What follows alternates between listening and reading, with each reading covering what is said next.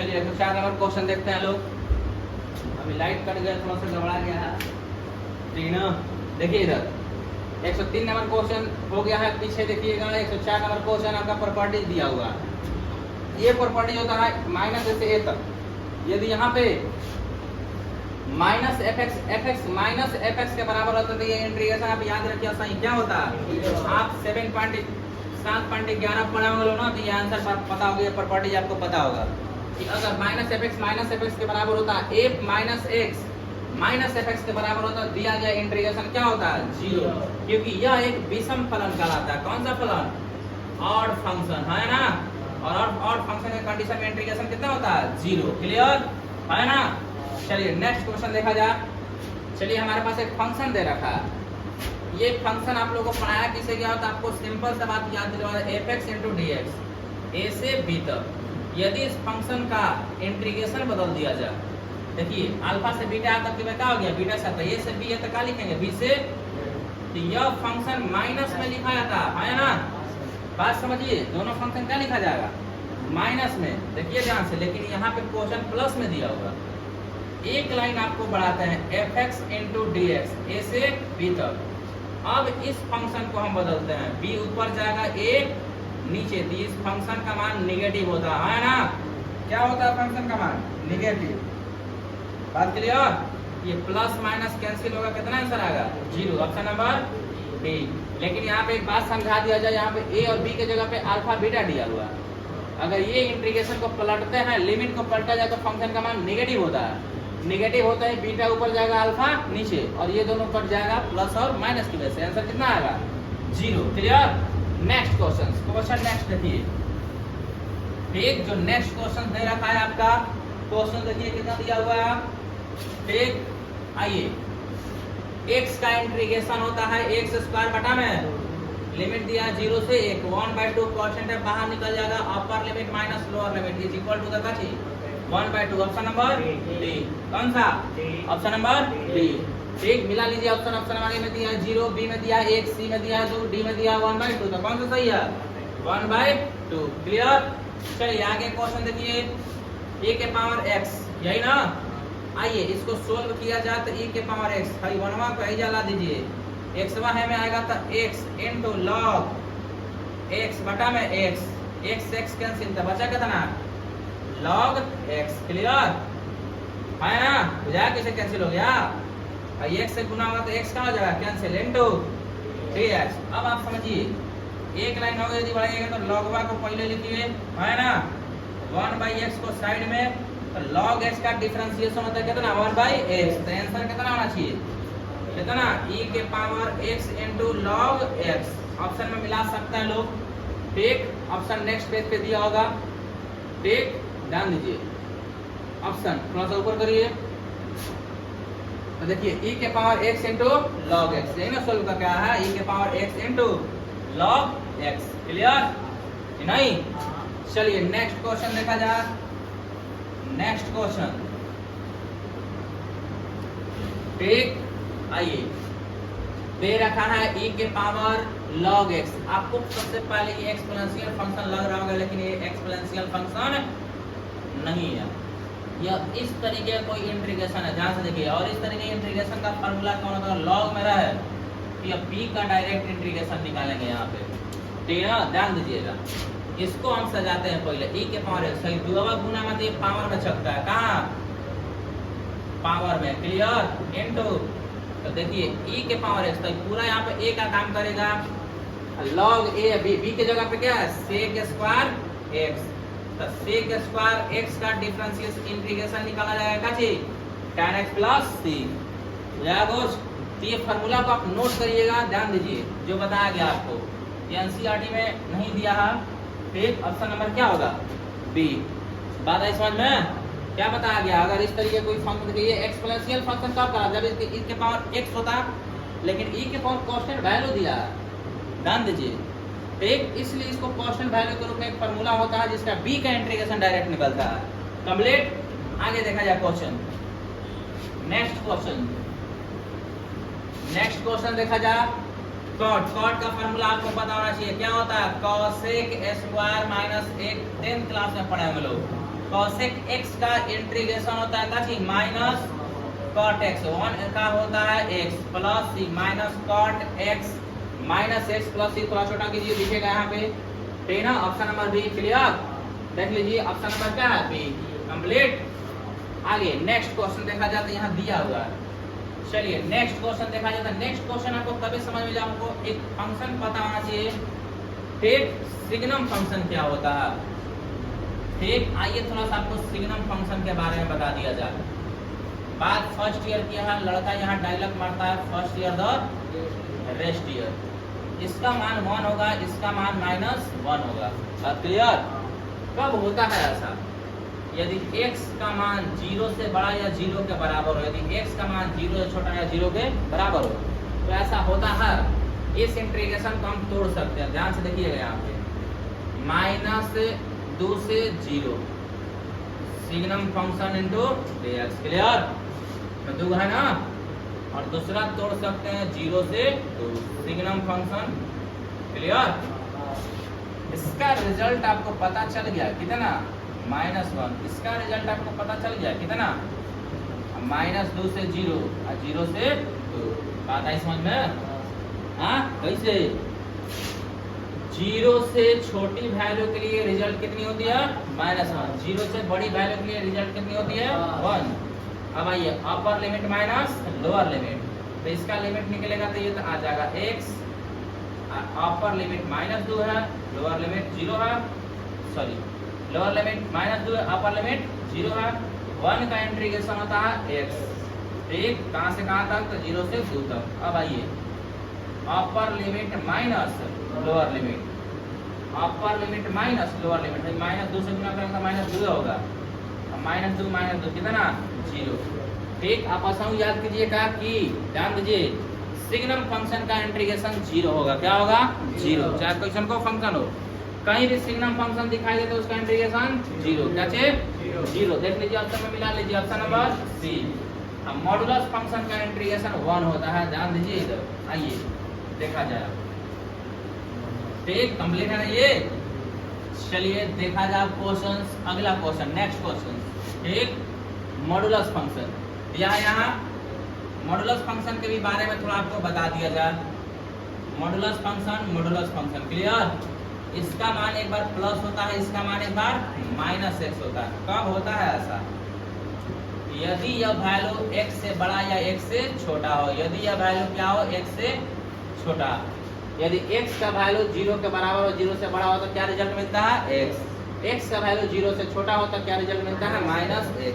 तो इस इंटीग्रेशन को एक बार हम आपको तोड़ के देते हैं, -1 से 1 तक। तो इसके बीच में 2 इंटीग्रेशन छुपा हुआ है, 0 से x, है ना, छुपा है। तो अब यह जो रिजल्ट लिखिएगा आप 0 से 1 के बीच में -1 लिखिएगा, क्यों, -1 से 0, 0 से छोटी वैल्यू के लिए क्या होगा, -x। अब आइए दूसरा, यदि आप लिमिट डालिएगा इसमें 0 से 1, तो 0 से बड़ी वैल्यू के लिए क्या होगा, +1।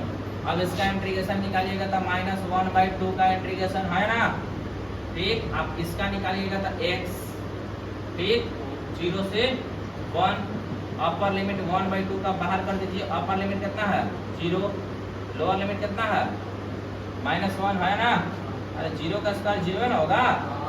आइए यहाँ पे लिमिट गलती निकाल दी है, x²/2, इसका 1/2 यहाँ भी कांस्टेंट है, बाहर आ जाएगा, 1 का स्क्वायर 1, 0 का स्क्वायर 0, अपर लिमिट -1/2 है, ध्यान से देखिएगा, भाई होगा 0 -1, क्लियर। 1/2, 1 - 0 गुना करिएगा तो ये 1/2 हो जाएगा और ये 1/2 हो जाएगा, है ना। -1/2 से -1 में गुना तो 1/2, -1/2, 1/2 से 1 में गुना तो 1/2, लघुत्तम निकालिएगा तो 2/2 आएगा, कटेगा कितना आएगा, 1। Option number B. ध्यान दीजिए, अगर आपको फंक्शन पता नहीं है तो ये लड़खड़ा दिएगा यहाँ, ठीक। ये आपको फलन में पढ़ाया गया होगा, फंक्शन के ग्राफ, वहाँ देखिए मॉडुलस फंक्शन का ग्राफ क्या होता है, सिग्नम फंक्शन का ग्राफ क्या होता है, सब बताया गया होगा। चलिए नेक्स्ट क्वेश्चन देखा जाए आपका, ठीक। नेक्स्ट क्वेश्चन, इसमें से आप सिंपल सा एक काम कीजिएगा कि यहाँ से ऊपर से e के पावर x कॉमन निकाले थे ना, तो e के पावर x सही लेनी है, तो e के पावर -x देना पड़ेगा। नीचे से निकालिएगा तो e के पावर x, e के पावर -x इनटू भाई कट जाएगा, भाई नीचे वाला को मानिएगा ऊपर ला जाएगा, तो ये इंटीग्रेशन log का हो जाएगा, log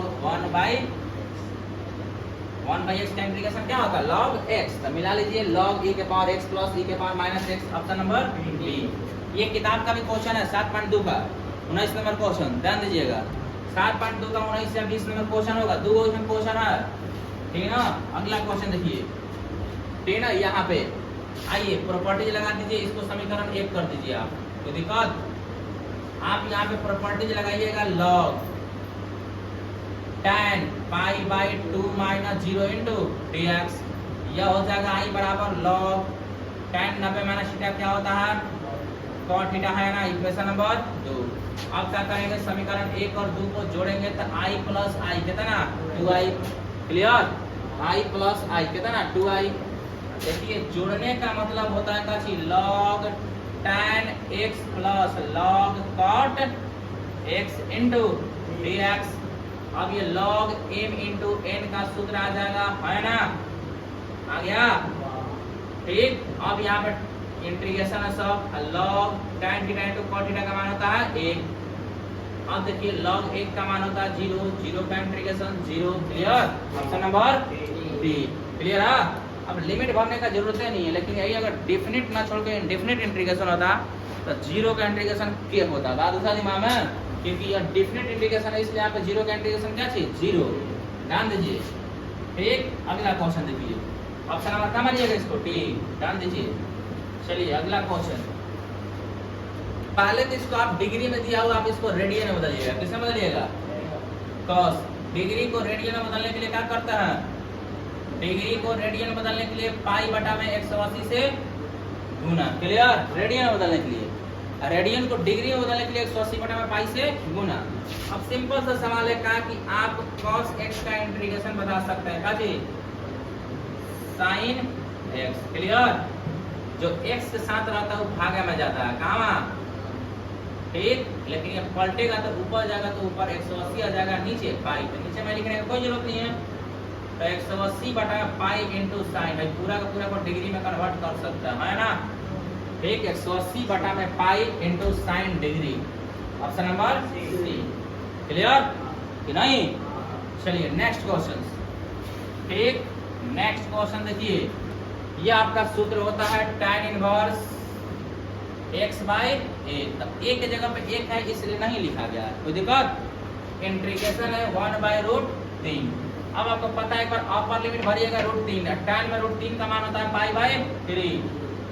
एक बार लोअर लिमिट भरिएगा 1, tan में 1 का मान होता है π/, पाटा का लघुत्तम हो जाएगा 12, चलती आई 12, 1, 4 में से 3 गया 1, π/12 लघुत्तम निकाल के देखिए, और 4 रह जाएगा 3 रह जाएगा, 4 में 3 गया 1, π/12, ऑप्शन नंबर ए, क्लियर।